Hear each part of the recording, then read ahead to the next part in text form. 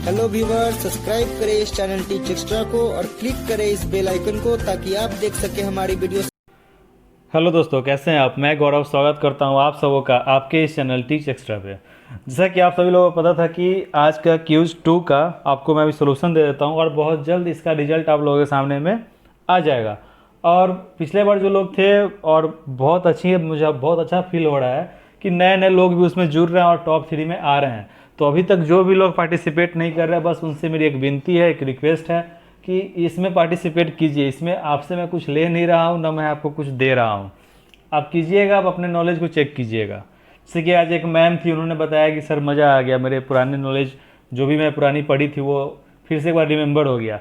तो इस तरह की कुछ बातें मिलती है, उससे मेरे दिल को सुकून मिलता है। बात बाकी प्रॉफिट आप ही के लिए है। चलिए, तो जो लोग पार्टिसिपेट कर रहे हैं बहुत बहुत धन्यवाद। तो आइए देखते हैं अपना आज का सॉल्यूशन।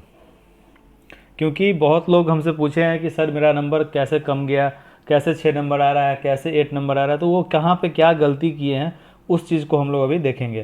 तो आते हैं हम लोग अपने सबसे पहले नंबर 1 पे। तो क्वेश्चन नंबर 1 में बोल रहा है, which types of computer use the 8-bit code called EBCDIC. तो एबडक मीन्स होता क्या, यानी कि ABCD। तो इसका मतलब हो गया extended binary code decimal interchange code.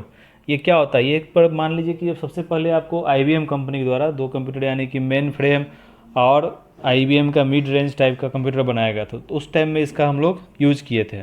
तो जो इसका राइट आंसर हो जाएगा सो हो जाएगा आपको ऑप्शन नंबर C। क्लियर है, C हो जाएगा। उसके बाद क्वेश्चन नंबर अपना 2 है, what is the main difference between A main frame and super computer.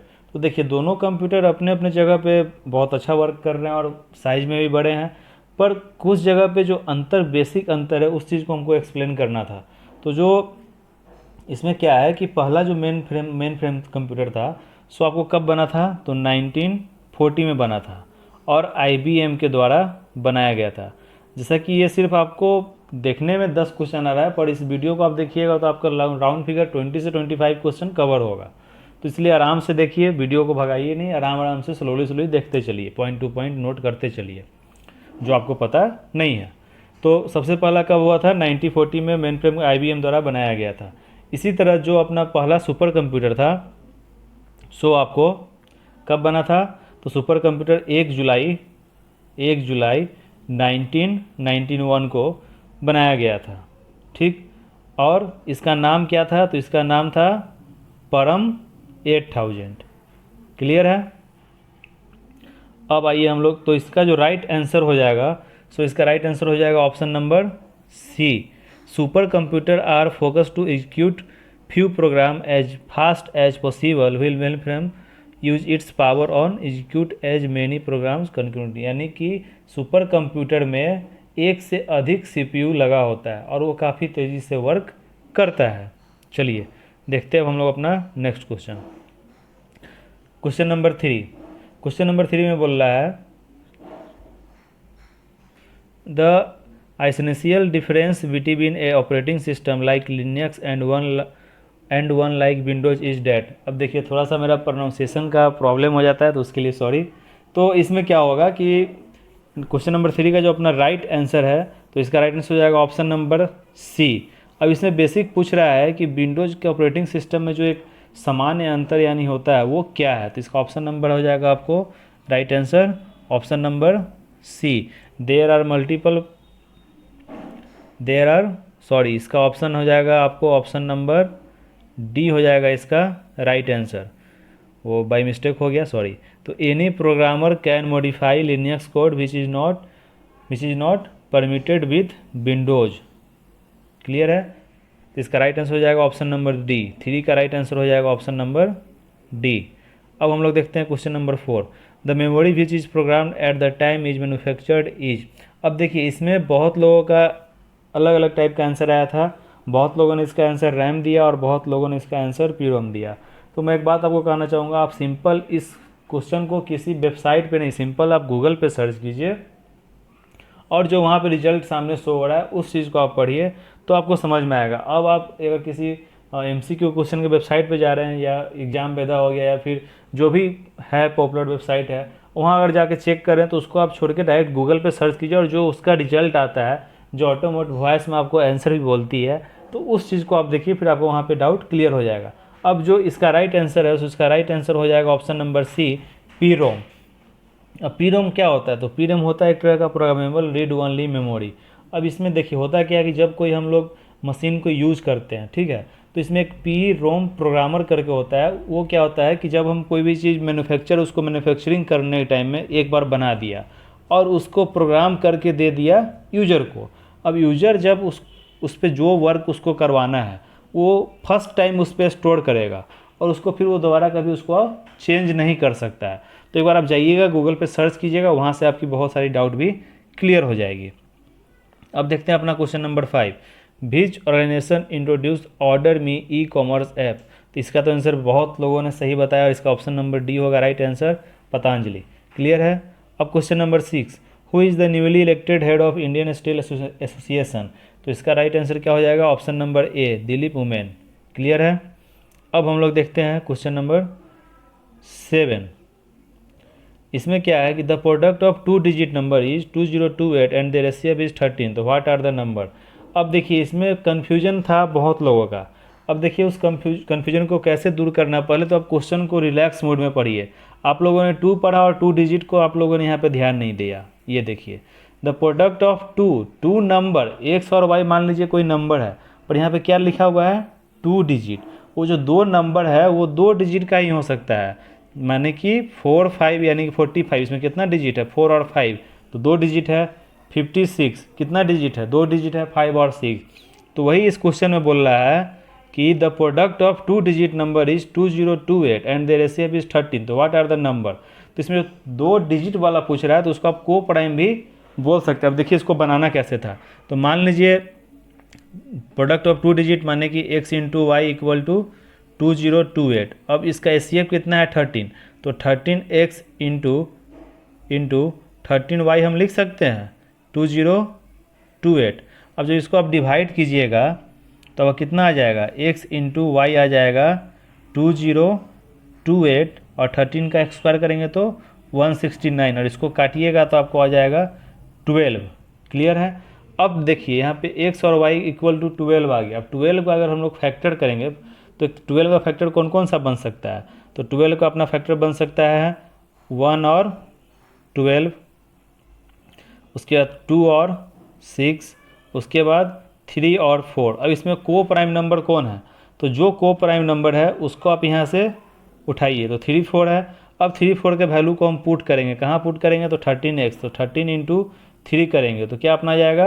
39 and 13 into 4 करेंगे तो कितना आ जाएगा? 52। तो इसका जो राइट आंसर हो जाएगा सो क्या हो जाएगा? 13 एंड 52।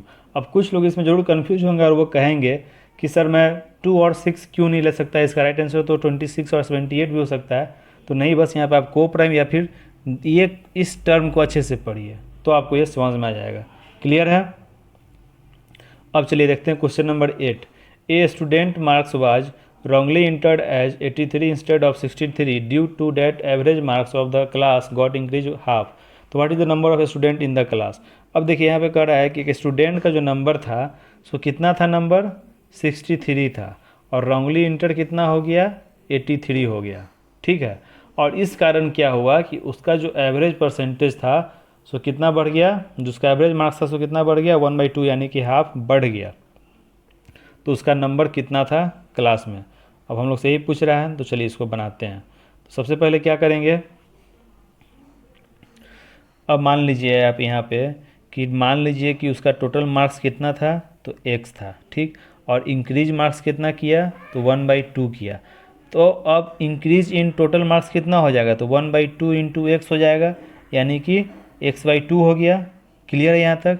अब जो टोटल मार्क्स में जो नंबर इंक्रीज किया है गलती से तो कितना किया है? तो 83 माइनस 63 इक्वल टू 20 मार्क्स उसका इंक्रीज किया है।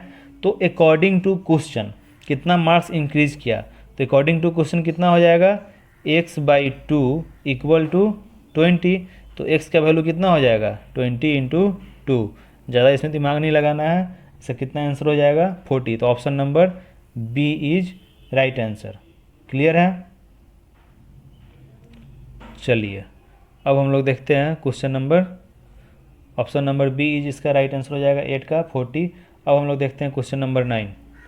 अब यहाँ पे कह रहा है कि B is the father of Q। अब इस तरह का क्वेश्चन जब भी आएगा तो आप डायग्राम बनाना शुरू कर दीजिए। क्या बोल रहा है, B is the father of Q, यानी कि Q का पिता कौन है, B है।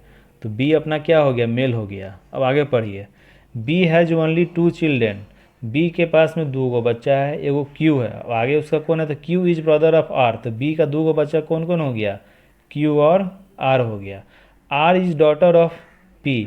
अब R का जब पापा जी B हैं तो ये किसकी बेटी होगी, तो अपना R is the daughter of P। तो P क्या हो गया, P हो गई B की पत्नी और R हो गई बेटी, यानी कि B और Q अपना क्या हो गया, मेल कैंडिडेट हो गया, ठीक।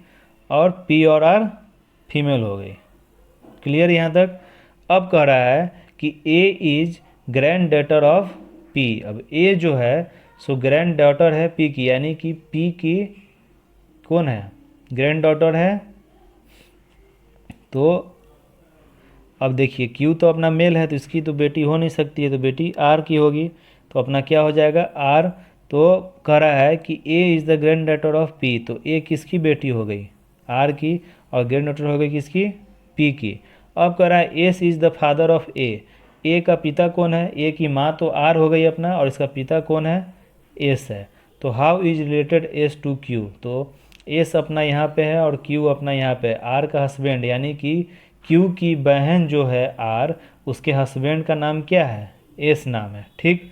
तो S और Q का रिश्ता कैसा होगा, तो ब्रदर इन लॉ का होगा। ऑप्शन नंबर डी होगा इसका राइट आंसर। कोई प्रॉब्लम। अब चलिए अब देखते हैं अपना question number 10। If bad is written, देखिए तो ये सिंपल सा है, जब भी इस तरह का आ जाए तो बैड है, ठीक है। अब बैड में देखिएगा तो बैड का सीधा B का अपोजिट साइड में आइए, तो B का अपोजिट क्या हो जाता है, Y। A का अपोजिट क्या हो जाता है, Z। और D, इसको याद करना ठीक होता है D, तो माउंटेन ड्यू। तो D का अपोजिट अपना W हो गया। क्लियर है। अब कह रहा है सेम, SAME, सेम। सेम में क्या कर रहा है कि S का अपोजिट क्या है, H, यानी कि हाई स्कूल। और A का अपना हो गया Z, M का अपना क्या हो गया, मैंगो, N, और E का EVM, भी हो गया। क्लियर है। उसी प्रकार अपना लव बहुत ख़तरनाक वर्ड है, इससे बच के रहिए। बहुत लोगों को बर्बाद करती है तो बहुत लोगों को आबाद भी कर देती है, तो ये वर्ड ही बहुत खतरनाक है। तो लव, अब आते हैं हम लोग क्वेश्चन पे। तो एल का अपोजिट तो लव, तो हम इसको लव भी बोल सकते हैं या लॉस्ट भी बोल सकते हैं। तो एल का अपोजिट अपना क्या हो जाएगा, ओ। और ओ यानी कि ओला, तो हम लोग एल लिख सकते हैं। भी का EVM तो ई, और ई से EVM तो भी, तो OLEV। तो इसका राइट आंसर क्या हो जाएगा, ऑप्शन नंबर सी। क्लियर है। तो आप लोगों में से जिन जिन लोगों ने बनाया है वो एक बार अपना आंसर मिला लेंगे, ठीक है। और आपको लगता है कि नहीं आपका आंसर सही है और मैंने कहीं पे कुछ गलती किया है तो आप मुझे कमेंट कर सकते हैं। तो चलिए वीडियो का सुनने के लिए धन्यवाद। अगर आपको वीडियो सही लगा हो तो लाइक करें, शेयर करें, सब्सक्राइब करें और बेल आइकन पे क्लिक करें ताकि सारी रेगुलर अपडेट मिलती रहे। धन्यवाद।